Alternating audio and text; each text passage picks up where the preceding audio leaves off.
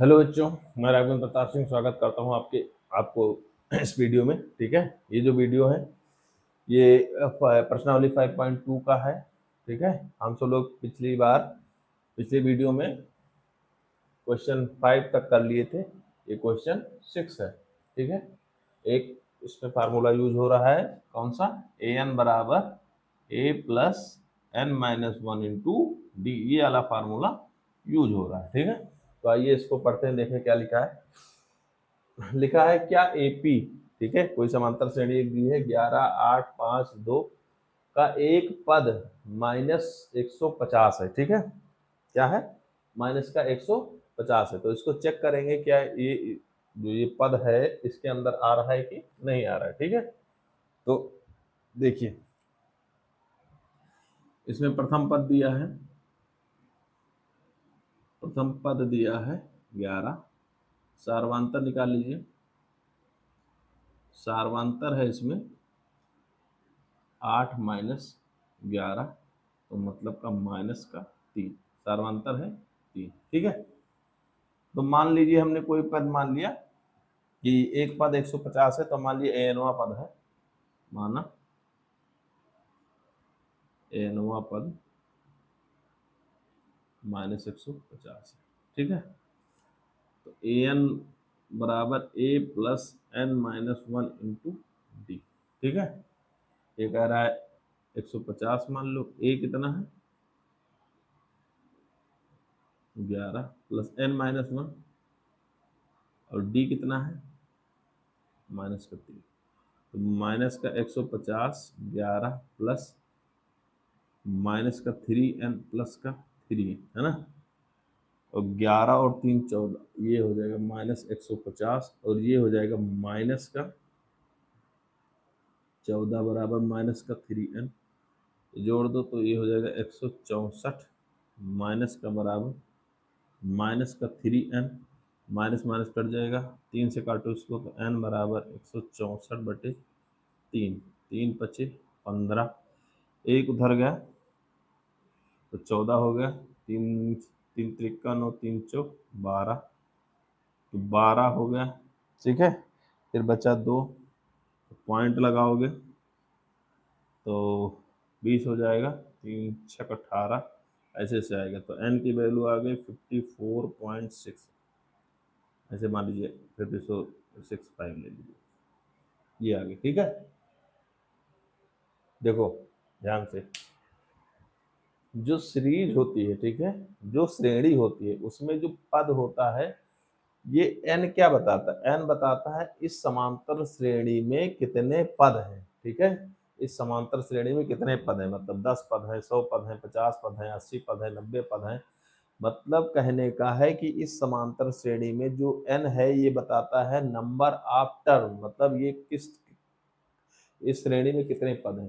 तो number of term हमेशा 1 2 या कह सकते हो कि ये क्या होगा, पूर्णांक होगा, ना कि ये डेसिमल में आएगा। ठीक है, तो इसका मतलब कहने का ये है कि इसमें इस प्रकार की कोई ऐसी संख्या नहीं होगी, इसीलिए ये जो n की वैल्यू आ रही है वो डेसिमल में आ रही है, जबकि डेसिमल में आने से ये क्या होगा, n की वैल्यू ये मानी नहीं जाएगी।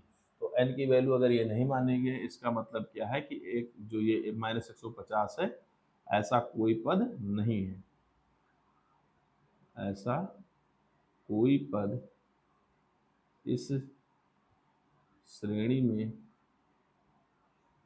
नहीं है। ठीक है, क्योंकि यहाँ जो n की वैल्यू आ रही है वो डेसिमल में आ रही है, जबकि पूर्णांक में आना चाहिए। ठीक है, समझ में आ रही बात ये, इसीलिए ये नहीं है। ये 7वां क्वेश्चन है। ठीक है, इसमें लिखा है उस एपी का 31वां पद ज्ञात कीजिए जिसका 11वां पद 38 और 16वां पद 73 है। ठीक है, कोई समांतर श्रेणी दिया है जिसमें 11वां पद हमको दिया गया और 16वां पद दिया गया, हमसे पूछ रहा है कौन सा 31वां पद। तो जो जो दिया है वो लिख लो। पहले हमको 11वां पद दिया है, मतलब A11 दिया है हमको कितना 38। ठीक है, और क्या दिया है, और 16वां पद मतलब A16 दिया है हमको 73। हमको चाहिए क्या, हमको चाहिए 31वां पद, मतलब A31 चाहिए हमको। ठीक है, तो यहाँ पर A11 का मतलब A प्लस एक घटा दो 10D बराबर 38, और यहाँ पर A प्लस एक घटा दो 15D बराबर 73। ठीक है, इसको इक्वेशन 1 मान लीजिए, इसको इक्वेशन 2 मान लीजिए। ठीक है, आप प्रतिस्थापन विधि द्वारा या विलोपन विधि द्वारा यहाँ से ए और डी की वैल्यू किसी की निकाल लीजिए। ठीक है, तो हम इसको निकालते हैं मान लीजिए विलोपन विधि द्वारा। तो ये आप किससे भी कर सकते हो। ठीक है, तो हमने निकाला, लिख दो समीकरण एक में से समीकरण 2 को घटाने पर तो a प्लस 10D बराबर 38 और a प्लस 15D बराबर 73। तो जब घटाएंगे ये माइनस ये माइनस ये माइनस, ये कट जाएगा, इसमें से घटाओगे कितना हो जाएगा माइनस का 5D, और ये कितना हो जाएगा माइनस का 35। ठीक है, माइनस से माइनस कट गया तो D बराबर आया 35/5, ये हो जाएगा 7। तो D बराबर कितना आ गया 7। D का मान किसी में रख दो, D का मान समीकरण 1 में रखने पर रखो, D का मान समीकरण 1 में रखो, तो D A plus 10 into D की वैल्यू 7 बराबर 38। तो A प्लस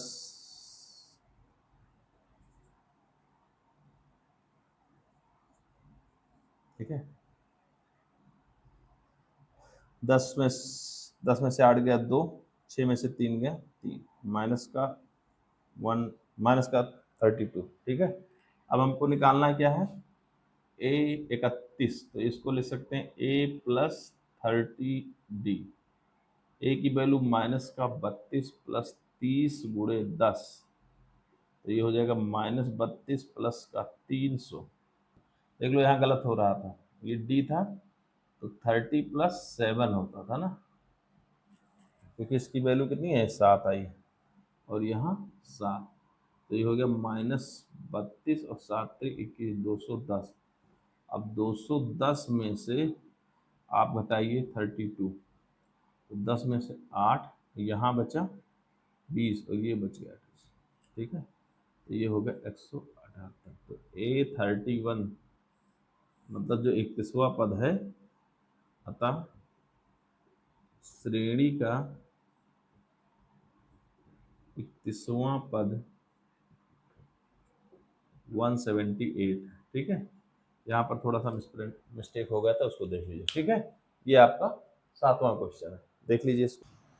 ये 8वां है, एक एपी में 50 पद है। 50 पद का मतलब n बराबर दिया है 50 सुने, जिसका तीसरा पद 42 है, तीसरा पद A3 12 दिया है सॉरी, और अंतिम पद 106 है। ठीक है, अंतिम पद मतलब अंतिम पद कौन सा होगा 50वां पद, चलिए अभी तो 106 है, इसका 29वां पद ज्ञात करना, 29वां पद ज्ञात करना, जो जो दिया है लिख लो। तो हल पहले जो दिया हो उसको लिख लिया करो। तो n बराबर कितना है 50। ठीक है, मतलब जो सीरीज बनेगी वो 50 तक बनेगी। ठीक है, तीसरा पद A3 दिया है कितना 12। ठीक है, अंतिम पद देखो, अंतिम पद क्या होता है, अंतिम पद an होता है, और n बराबर हम कितना ले लिए 50, मतलब अंतिम पद क्या होगा A50, तो वो कितना दिया है 106। हमको चाहिए क्या, हमको 29वां पद चाहिए। ठीक है, तो इसकी मदद से निकाला जाए। तो A3 बराबर कितना 12, A3 को ले सकते हैं A प्लस 1 कम कर दो 2D बराबर 12, इसको इक्वेशन 1 मान लो। और यहाँ A50 बराबर कितना दिया 106, तो इसको हम लिख सकते हैं A प्लस 49D बराबर 106, इसको समीकरण 2 मान। फिर समीकरण 1 में से 2 को घटा दो, समीकरण 1 में से समीकरण 2 को घटाने पर घटा दो, तो A प्लस 2D बराबर 12 और A प्लस 49D बराबर 106, ये क्वेश्चन, ये घटाओ, माइनस माइनस माइनस, ये माइनस माइनस कट जाएगा, और 49 - 2 -47, डी बराबर 106। 106 में से 12 घटा दो तो 6 इधर का और 6 उधर का, मतलब माइनस का 94। ठीक है, तो माइनस से माइनस कट गया और d बराबर होगा 94/47। तो ये काट दोगे तो 2, तो d की वैल्यू कितनी आई 2। अब d का मान समीकरण 1 में रख दो, 2 में किसी में रख दो। d का मान समीकरण 1 में रखने पर, तो समीकरण 1 में रखोगे तो 1 बराबर कितना है a+2, और d की जगह 2 बराबर 2 है, तो a बराबर ये हो जाएगा 12 - 4, तो a बराबर कितना हो जाएगा 8। a बराबर 8 और d बराबर 2, हमको जो निकालना है उस पर चलो। a बराबर 29 निकालना है, इसका मतलब a+28d बराबर, a की वैल्यू कितनी है बेटा 8, +28 और 2 की वैल्यू, और d की वैल्यू 2 है ना, तो ये 8 और ये 28 दूना 56। ठीक है, 56, ये हो जाएगा 4, 60, ये 64। ठीक है,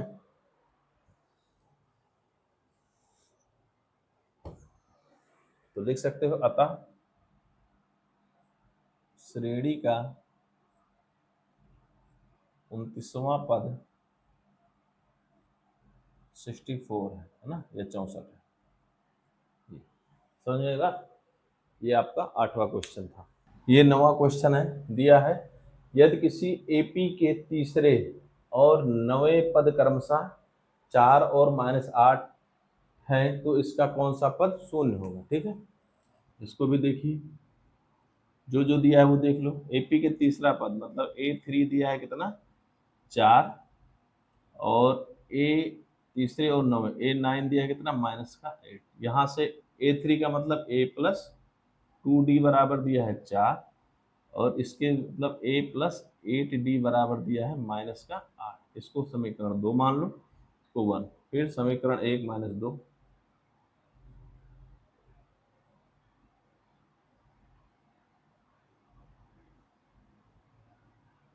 दो को घटाने पर। ठीक है, तो घटाओ, तो A+2D बराबर कितना 4, और A+8D बराबर कितना -8। माइनस माइनस और यहाँ माइनस माइनस प्लस, ये कट गया, ये -6D आ गया, और ये प्लस और ये प्लस, तो कितना होगा।